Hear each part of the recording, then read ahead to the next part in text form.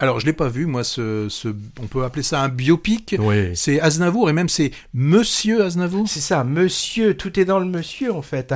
J'avais décidé de pas en parler, mais finalement j'en cause, même si je fais grincer quelques dentiers.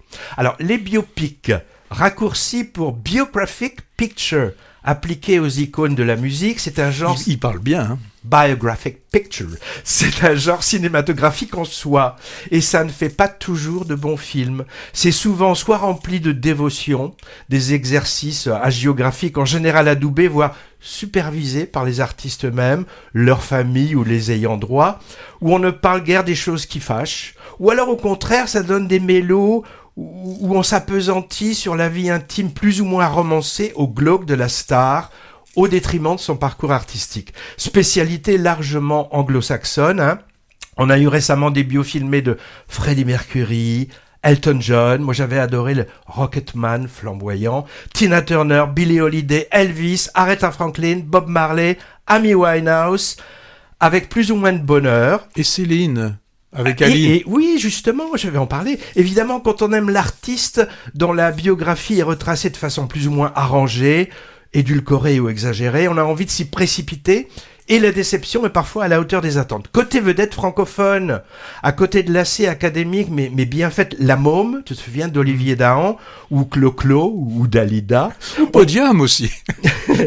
On peut louer l'originalité de perles décalées qui subliment leur sujet, comme le Barbara de Mathieu Amalric, oui, ou Gainsbourg, Une vie héroïque de Johannes Farr, et aussi Aline, biopic déguisé de et avec Valérie Mercier. Alors, avec le monsieur devant Aznavour, le ton de déférence du film est donné, hein. On soupçonne bien qu'on aura affaire à un exercice d'admiration respectueux, sans réel point de vue personnel de la part du duo de réalisateurs fans.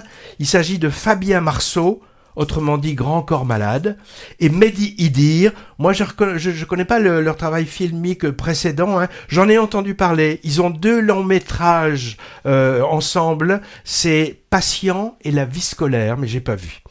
Et on soupçonne juste. Donc la vie de notre héros, bourreau de travail, parti de pas grand-chose pour arriver au sommet, est déroulé en détail, en gros des années 40 aux années 80, peut-être 90, rythmé par un amoncellement d'événements liés à sa rage d'arriver à tout prix en haut de l'affiche, et un florilège de chansons emblématiques, bien sûr.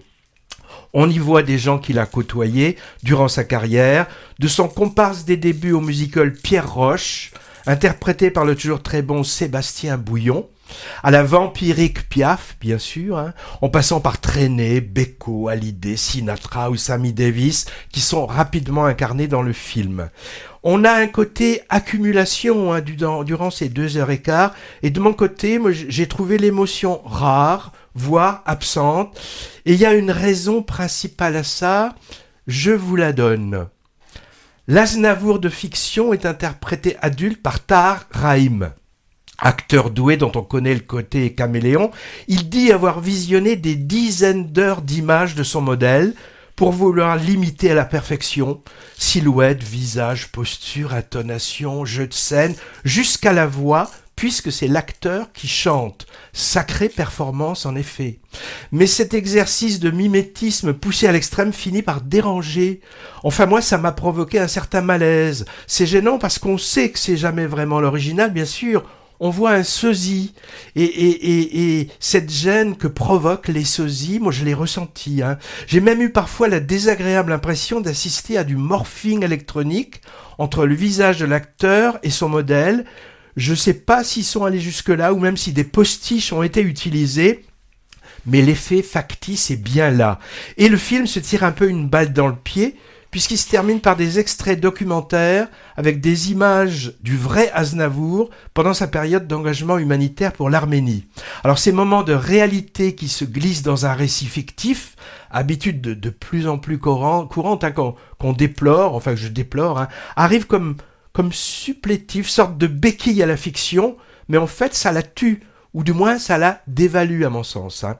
La carrière de l'artiste au cinéma est un peu zappée, c'est dommage, hein, parce que j'ai regardé, il a eu rarement des grands rôles, mais il a tourné avec une paillassée, comme on dit, de metteurs en scène français. D'ailleurs, actuellement, il est ressorti ou va ressortir Tiré sur le pianiste. Ouais, Truffaut. Le film de Truffaut. Et Mocky, Truffaut, Caillac, Verneuil, Duvivier, Lelouch, Chabrol, etc., etc. Bon, on l'a compris, le mythe du modeste artiste arrivant à force de talent et de persuasion au statut de star international humaniste n'est pas écorné. Mais on peut remarquer que certaines fausses notes de son parcours, pas que musical, sont négligées. Son parcours fiscal, par exemple. Aucune trace dans ce biopic de ses démêlés, j'allais dire de ses emmerdes, avec le fisc français, pendant 40 ans, avec l'optimisation pas trop dans les clous de sa fortune en Suisse et au Luxembourg, fait pour lequel il a d'ailleurs été condamné par la justice. Bon, ça aurait fait tâche, évidemment. Et c'est pas le sujet, me direz-vous. Et puis on pardonne tout aux morts célèbres qui portent loin la fierté française et le caritatif médiatique. Bon, je me suis pas ennuyé et j'ai même appris des choses sur ses débuts et sur la vie personnelle de Charles Aznavourian. Et puis il y a les chansons évidemment immortelles, dont certaines sont très très bien mises en scène. On a droit à un best-of, mais le tout est finalement desservi par le côté performance de l'interprète principal. Question hommage, pour les 100 ans de la naissance de l'artiste, le film sort opportunément autour de cette date anniversaire. Un très bon documentaire truffé d'images d'archives, je pense que ça doit exister, fait tout aussi bien l'affaire à mon avis, notamment pour les plus jeunes qui le découvriraient. Bon, le film marche bien et devrait marcher bien à l'étranger aussi, donc mon avis n'a que peu d'importance. Il y manque quand même la chanson la plus drôle d'Aznavour, alors sans doute au second degré, le très misogyne « Tu te laisses aller », j'aurais bien aimé. J'aime bien aussi la séréaque « Les plaisirs démodés » qui n'y est pas non plus. À signaler pour terminer, un biopic d'Hallyday est dans les cartons, avec Raphaël Quenard dans le rôle titre « Paraît-il ». J'ai peur. Alors, remarque, je compte pas parmi les fans de Jodie, donc peu me chaud.